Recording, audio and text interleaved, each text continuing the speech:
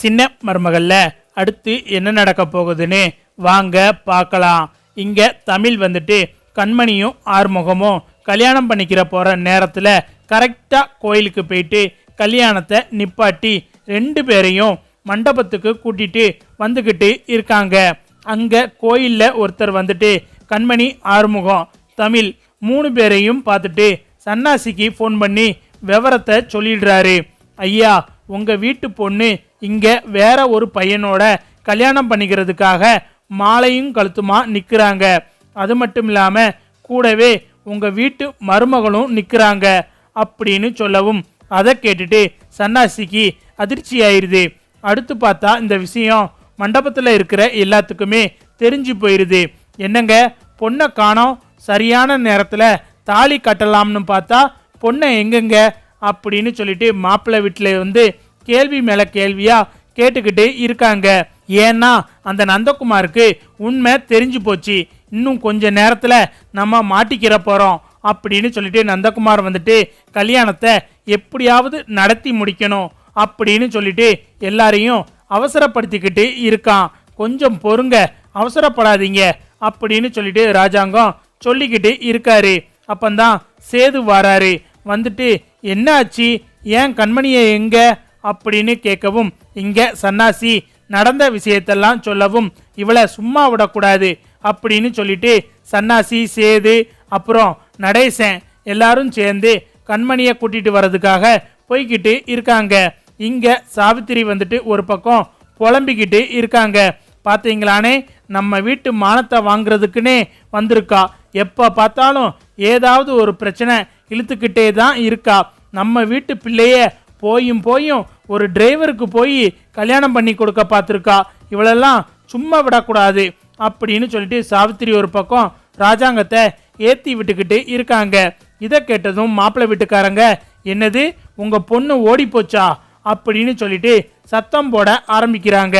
உடனே ஈஸ்வரி வந்துட்டு, அண்ணே கொஞ்சம் பொறுத்துக்கோங்கண்ணே, நமக்கு தேவை சொத்து. இப்போ எப்படியும் போய் எங்கள் வீட்டுக்காரரும் எல்லாரும் சேர்ந்து அந்த கண்மணியை இங்கே கூட்டிகிட்டு வந்துடுவாங்க, நீங்கள் எதுக்கும் கவலைப்படாதீங்க அப்படின்னு சொல்லிட்டு ஈஸ்வரி அந்த நந்தகுமார் குடும்பத்துக்கிட்ட பேசிக்கிட்டு இருக்காங்க. அப்பந்தான் பார்த்தா போலீஸ் எல்லாம் வராங்க. இப்போ எதுக்கு போலீஸ் வராங்க அப்படின்னு சொல்லிட்டு ஈஸ்வரி பார்த்துக்கிட்டு இருக்காங்க.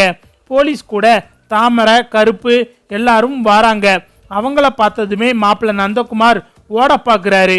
உடனே போலீஸ் வந்துட்டு நந்தகுமாரை பிடிச்சி, டேய் எங்கடா ஓடுற, உன்னை கையும் களவுமா இன்னைக்கு பிடிச்சாச்சு அப்படின்னு போலீஸ் சொல்லவும், என்ன சார் சொல்கிறீங்க, ஒன்றும் புரியலை அப்படின்னு ராஜாங்கம் கேட்குறாரு.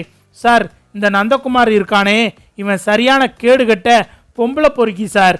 அவன் வச்சிருக்க ஹோட்டலில் ரகசியமாக கேமரா வச்சு அது மூலமாக பொண்ணுங்களை எல்லாம் தப்பாக வீடியோ எடுத்து அதை அந்த பொண்ணுங்க கிட்ட காட்டி மிரட்டி அவங்க ஆசைக்கு இணங்க வச்சு கிட்டத்தட்ட 100-150 பொண்ணுங்க கிட்ட இந்த மாதிரி எல்லாம் பண்ணியிருக்காங்க.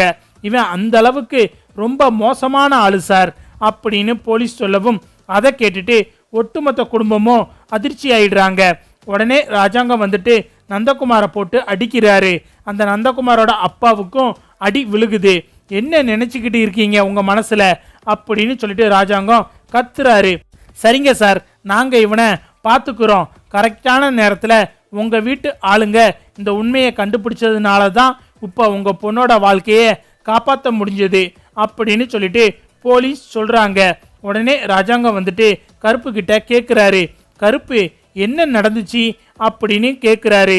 உடனே சாவித்திரி முந்திக்கிட்டு, அண்ணே என் மக தாமரை தான் நேத்தே இந்த மாப்பிள்ளையை பற்றி விசாரிக்க போய் உண்மையை கண்டுபிடிச்சி இருக்கா அப்படின்னு சொல்லிட்டு சாவித்திரி சொல்லவும் இங்கே கருப்பு வந்துட்டு நடந்த விஷயத்தெல்லாம் சொல்கிறாரு. மாமா, அதெல்லாம் ஒன்றும் இல்லை மாமா, தமிழ்செல்வி கொடுத்த பிளானால தான் இது எல்லாம் நடந்துச்சு. தமிழ்செல்வி நேத்தே என்கிட்ட வந்து மாப்பிள்ளையை பற்றி சொல்லி என்னை நல்லா விசாரிச்சுட்டு வாங்கினே, கண்மணி வாழ்க்கையை காப்பாற்றணும்னே அப்படின்னு சொல்லிட்டு என்னையே அங்கே அனுப்பிச்சு மாமா. நான் தான் ஹோட்டலுக்கு போய் ரூம் போட்டு தங்கி தமிழ்செல்வி கொடுத்த ஐடியானால தான் இப்போ இவங்களை கையும் களவுமாக பிடிக்க முடிஞ்சிச்சு அப்படின்னு சொல்லிட்டு கருப்பு சொல்லிக்கிட்டு இருக்கும்போது தமிழ் வந்துட்டு கண்மணியையும் ஆறுமுகத்தையும் கூட்டிட்டு வராங்க. கூட்டிட்டு வரும்போது அப்பா அப்படின்னு கண்மணி சொல்லவும் என்ன கண்மணி இதெல்லாம் அப்படின்னு சொல்லிட்டு மோகனா வந்து கண்மணியை அடிக்கிறாங்க. விடு மோகனா அப்படின்னு சொல்லிட்டு ராஜாங்கம் சொல்றாரு. கண்மணி என்ன இது அப்படின்னு ராஜாங்கம் கேட்கவும், அப்பா நான் கல்யாணம் பண்ணா ஆறுமுகத்தை தான் கல்யாணம் பண்ணுவேன், இல்லைன்னா நான் செத்துருவேன்ப்பா அப்படின்னு சொல்லிட்டு கண்மணி நடந்த விஷயத்தெல்லாம் சொல்றாங்க. இதை கேட்டுட்டு ராஜாங்கம் அப்படியே இடிஞ்சு போய் உட்கார்ந்துருக்காரு. உடனே சாவித்திரி வந்துட்டு, கண்மணி உனக்கு என்ன பைத்தியம் பிடிச்சு போச்சா? போயும் ஒரு டிரைவரை கல்யாணம் பண்ண போறேன்னு சொல்லிக்கிட்டு இருக்க. இவனை விட படிப்புலையும் சரி அந்தஸ்துலையும் சரி வசந்த மாப்பிள்ளையா நான் உனக்கு பார்த்து வச்சு இருக்கேன் அப்படின்னு சொல்லிட்டு, அண்ணே இதுதானே நான் பார்த்து வச்சிருக்கிற மாப்பிள்ளை, நம்ம தூரத்து சொந்தம் தானே, இவனுக்கே கண்மணியை கட்டி கொடுத்துருவோம்னே, அந்த டிரைவர் பையில 4 அறை விட்டு இந்த மண்டபத்தை விட்டு விரட்டுங்கனே அப்படின்னு சொல்லிட்டு சாவித்திரி சொல்லவும், இங்க ஈஸ்வரி வந்துட்டு, ஆஹா இவ புது பிளான் போடுறாளே, நமக்கு கைக்கு வர எட்டினது வாய்க்கு எட்டாம போயிருச்சு, இப்ப என்னடானா இவ இன்னொரு ஆளை கொண்டு வந்து இவ கமிஷன் அடிக்கலாம்னு பாக்குறா அப்படின்னு சொல்லிட்டு ஈஸ்வரி வயிறு எரிஞ்சு நிக்கிறாங்க. இங்க சாவித்திரி வந்துட்டு விடாம பேசிக்கிட்டு இருக்காங்க. அண்ணே நான் சொல்றத கேளுனே, இந்த பையன் ரொம்ப தங்கமான பையனே அப்படின்னு சொல்லிக்கிட்டு இருக்காங்க.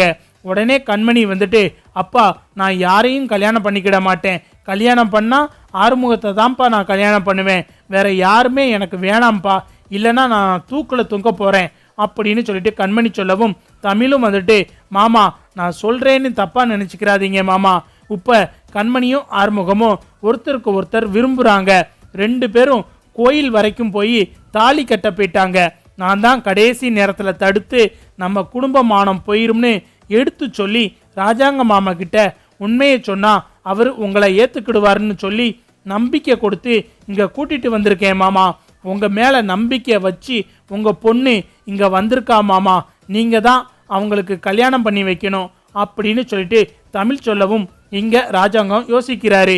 அண்ணே இதுல யோசிக்கிறதுக்கு என்னன்னே இருக்கு, நம்ம பிள்ளையை இவனுக்கு கட்டி வைக்க கூடாதுனே அப்படின்னு சொல்லிட்டு சாவித்திரி சொல்லவும், நீ கொஞ்ச நேரம் சும்மா இரு சாவித்திரி அப்படின்னு சொல்லிட்டு ராஜாங்கம் சத்தம் போட்டு விட்டுறாரு. அடுத்து பார்த்தா கண்மணி வந்துட்டு ராஜாங்கம் காலில் விழுந்து அழுதுகிட்டு இருக்காங்க. கண்மணி எந்திரிமா, நீ ஆசைப்பட்ட மாதிரியே ஆறுமுகத்தை கல்யாணம் பண்ணிக்க, ஆறுமுகமே உன் கழுத்துல தாலி கட்டட்டும் அப்படின்னு ராஜாங்கம் சொல்லிடுறாரு. இதை கேட்டுட்டு ஈஸ்வரிக்கும் சாவித்திரிக்கும் வயிறு பத்திக்கிட்டு எரியுது. உடனே சாவித்திரி வந்துட்டு, அண்ணே என்னனே அப்படின்னு சொல்லிட்டு பேச ஆரம்பிக்கிறாங்க. உடனே ராஜாங்கம் வந்துட்டு, நீ சும்மா இரு சாவித்திரி அப்படின்னு சொல்லிட்டு சாவித்திரிய சத்தம் போட்டு விட்டுறாரு. அடுத்து பார்த்தா கண்மணியையும் ஆறுமுகத்தையும் மேடையில போய் உட்கார சொல்றாங்க. ராஜாங்கம் வந்து தாலி எடுத்து கொடுக்க ஆறுமுகம் கண்மணி கழுத்துல தாலி கட்டி கல்யாணம் நல்லபடியா முடிஞ்சிருது. எல்லார் கால்லையும் விழுந்து கண்மணி ஆசீர்வாதம் வாங்குறாங்க. கடைசியா தமிழ் கால்லையும் வந்து விழுகுறாங்க. தமிழ் சேது காலில் விழுகும்போது, அண்ணி நீங்க இல்லை அப்படின்னா இந்த கல்யாணம் நடந்திருக்காது அண்ணி அப்படின்னு சொல்லிட்டு 2 பேரும் கையெடுத்து கும்பிடுறாங்க. அதெல்லாம் இருக்கட்டும் கண்மணி, நீ எப்பவுமே நல்லா இருக்கணும் அப்படின்னு சொல்லிட்டு 2 பேரும் வாழ்த்துறாங்க.